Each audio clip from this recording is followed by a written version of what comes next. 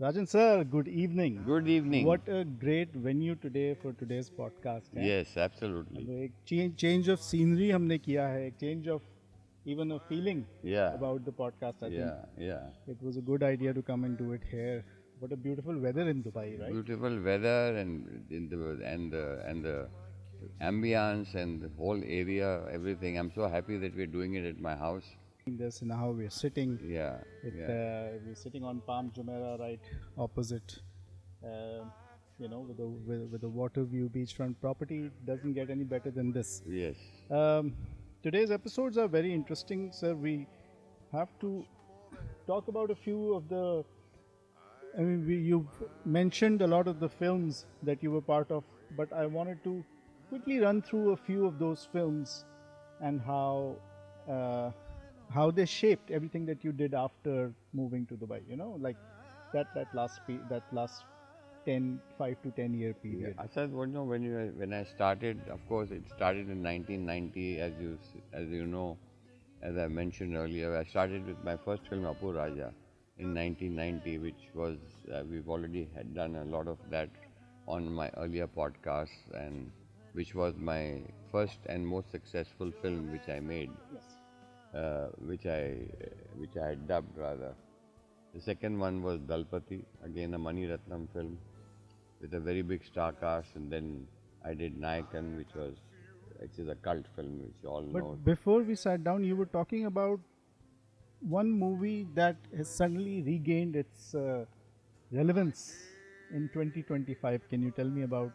Can you tell the viewers about? Because that I find very This interesting. is very interesting. Just 2 3 days ago, my the author of my book Manju had a chance to get this information or maybe even interview this person.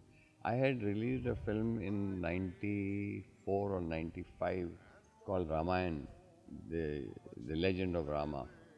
This was an animation film which was made by a very renowned Japanese director, Yugo Sako. And I had bought this film and released it in 4 5 languages. And at that time, it was not received in a very welcome manner at that time. Probably it was ahead of its time. And the animation was in the show Rama and Sita in a little slightly brownish shade, or probably I don't know whatever the reason was, but it was a film ahead of its time. And normally, when you buy a film like this, the rights of the film which you own are for a term of about 10 to 15 years, where you have the rights, and if somebody wants to then buy it or you want to resell it, then you sell it off and you get revenue out of it. But that term has passed, and suddenly 2 days back, Manju came up to me and sent me a WhatsApp message saying that, your film Ramayan is being released again. I said, what? So she says, yeah, here it is. It's on Facebook. It's the same film, same director, everything. And he says, Farhan Akhtar has bought this film and he's releasing it in theatres on 25th of January this year. So I said, that's very good. So I saw that and I said, yes, this is my film which I had. And obviously now with the what I had my vision about 30 35 years back of dubbing good films into 5 languages, which now every film producer is doing because of the revenue. They didn't understand the revenue stream at that time, which I did, and I was, I think, a little ahead of time or a pioneer in it or whatever else you want to call it. And they gave me the title of the dubbing king or whatever it was. But now every producer is making a film, or a film like producer like Karan Johar, for example. He bought the rights of Bahubali for Hindi or RRR or KGF or whatever else he did. So what is happening now is that the South producers are coming to the Bollywood producers and they're selling them the rights of the film for dubbing rights for Hindi or Malayalam, Telugu, Kannada, English, and of course China is a different market. But now everybody is doing it in 4 5 languages. So this was something that I am proud of to say that I am the one who pioneered it and started it. And now they have realized it that I was not such an idiot in 1990 when I started this whole this thing of bringing the dubbed films or the good quality films into Hindi parallel cinema. So that became a parallel cinema at that time, and people laughed at me when I released Apu Raja. But now it's become a norm. So from that angle, I feel a great content that I was ahead of time, and Ramayan coming again now. I feel with what Farhan is doing and he's bought it, I think it will be a bigger success than it was when I released it, because now there's so much presence of the Ramayan, and with the government, and with the Babs Mandir, and with the Hindu temple, the Srimad Ramayan coming on TV, Sony, which is really fabulous.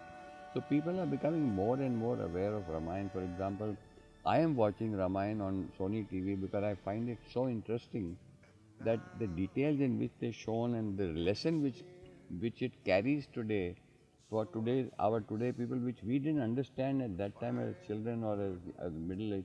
In the 30s or 40s, we took it as a light thing. It's a mythology, it's something to it. But the meaning and the depth behind every sentence, every dialogue, every action is basically good versus evil. Basically, end of the story. But the whole behavior of the woman culture, of a Sita character, of a Ram character, of a Ravan character, of the villain, of the bad people, the bad Evil. in the family, how it all worked, and how we all have to learn a lesson to identify and learn from these things. Today we are finding the meaning of that film, and I'm so happy that Farhan is releasing this film now, and I hope he does well with it, better than I did.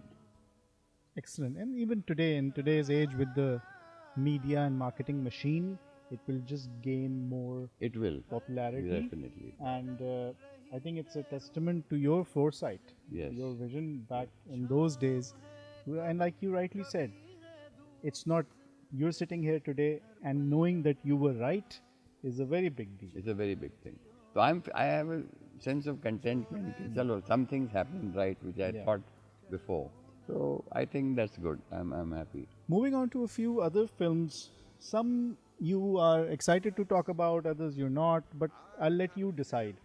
A couple of things, a few films came out after Bombay, after the episode of Bombay, let's say. Yeah.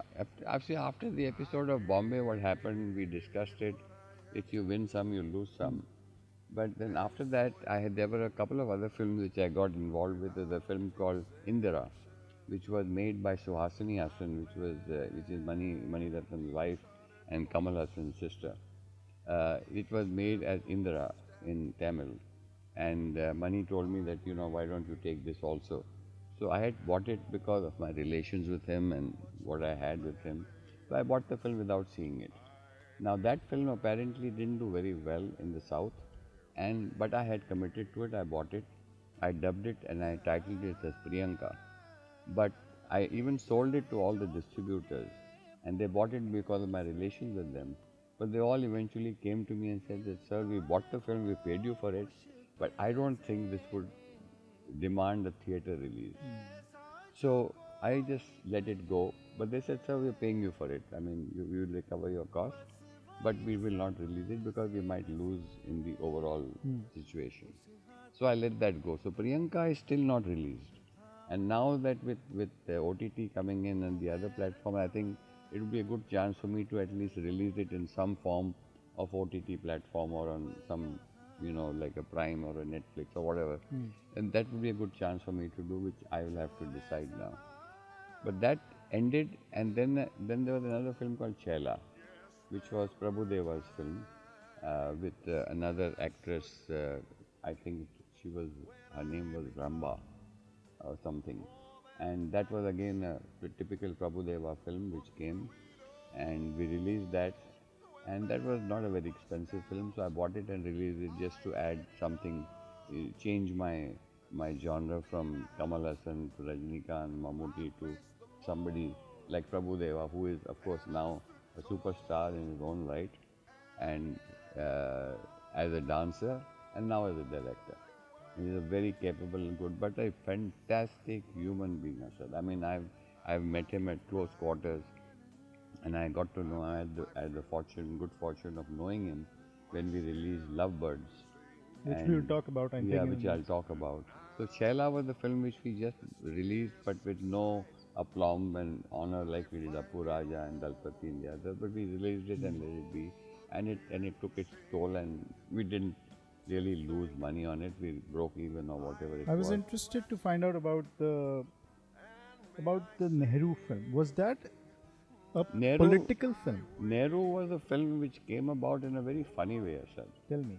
It is, something that, of course, it's been so many years now, I think I can talk about it. But I had an income tax case pending against me in the Bombay. And I had gone to see the commissioner of the income tax who was handling my case at that time. And at that time, he took out my file and I was sitting with him and he says, you're a filmmaker, you made all these films. And I said, yes, sir. And he says, you know what, I have also made a film. I said, sir, I mean, you made a film. Because I am very fond of films and I have made a film. And it's a very good film called Nehru, the Jewel of India. And I want you to see the film. And I want you to, I don't want to make money out of it or anything. It's a passion of mine.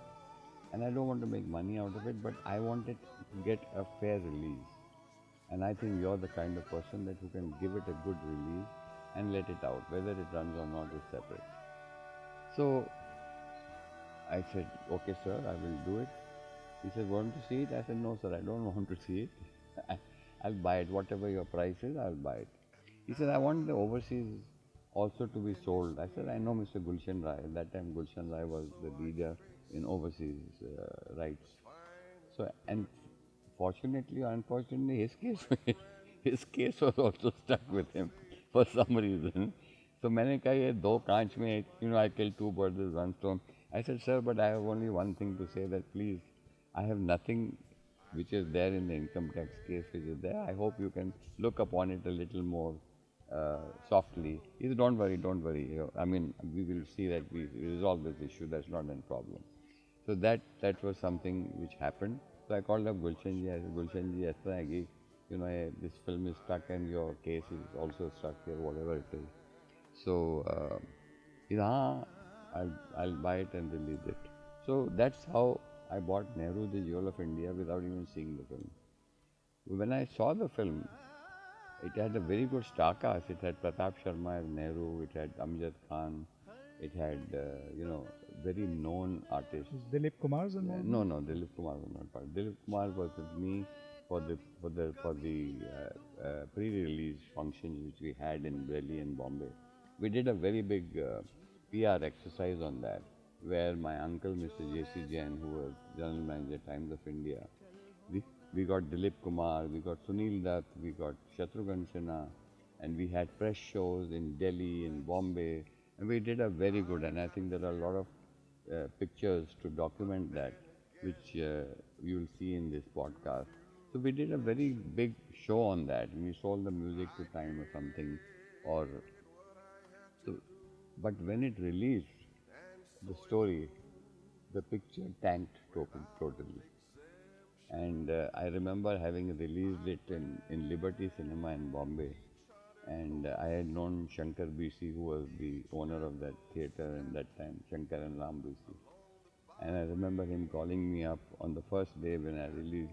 अरे राजन तूने क्या कर दिया यार, ये तो मैं तो मर जाऊंगा, इधर मर जाऊंगा. मैंने कहा यार क्या हुआ राम शंकर? कहता है ये लोग मेरे पर्दे फाड़ रहे हैं, पत्थर फेंक रहे हैं. तो I said क्या हुआ क्या? कहता है यार ये फिल्म उतारो, ये फिल्म तो लोगों पर पत्थर मार रहे हैं. तो मैंने कहा अच्छा भाई ठीक है. That film didn't last for one day, and I made a joke out of it, but that's what actually happened. And then subsequently, after all the PR and publicity we did,